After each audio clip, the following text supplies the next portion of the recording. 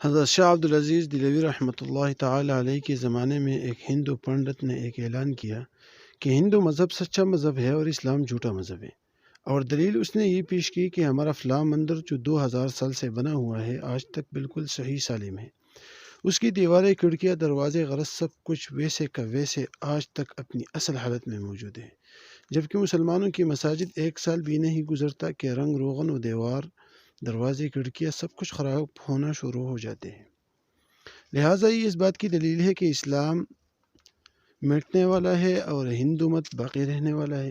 مسلمانوں کی اکثریت اس پروپیگنڈا کا جواب دینے میں ناکام رہی اور اس کی وجہ سے لوگ بہت شش و پنج میں مبتلا ہو گئے کہ اس پروپیگنڈا کا روک تھام کیسے کیا جائے۔ ایسے میں حضرت شاہ عبدالعزیز دہلوی رحمہ اللہ آگے آئے اور اس نے اعلان کیا کہ اس کا جواب میں دوں گا۔ پنڈت نے کہا، کیا جواب ہے؟ حضرت نے کہا کہ ایسے نہیں، اس مندر کے دروازے پر جواب دوں گا۔ مقررہ وقت پر مسلمان اور ہندو سب جمع ہو گئے کہ دیکھیے کیا جواب دیتے ہیں۔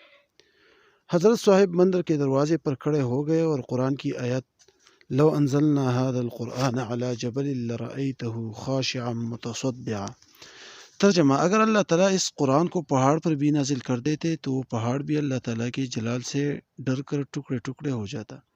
آپ آیت پڑھتے جاتے اور مندر کے درو دیوار، دروازوں کی طرف انگلی سے اشارہ کرتے جاتے۔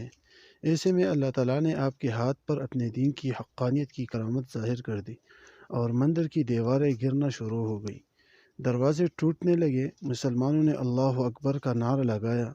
پنڈت جلدی حضرت کے قدموں میں گر گئے اور کہا، بس کرے، بہت ہو گیا، لیکن اس کی حقیقت تو بتا دے کہ یہ کیا ہوا۔ آپ نے فرمایا، اللہ تعالیٰ قرآن میں فرماتا ہے کہ قرآن اگر پہاڑ پر نازل کر دیتے تو وہ بھی اپنی جگہ نہیں ٹھہر سکتا، پھر اس مندر کی کیا مجال ہے کہ یہ اپنی جگہ پر کھڑا رہتا۔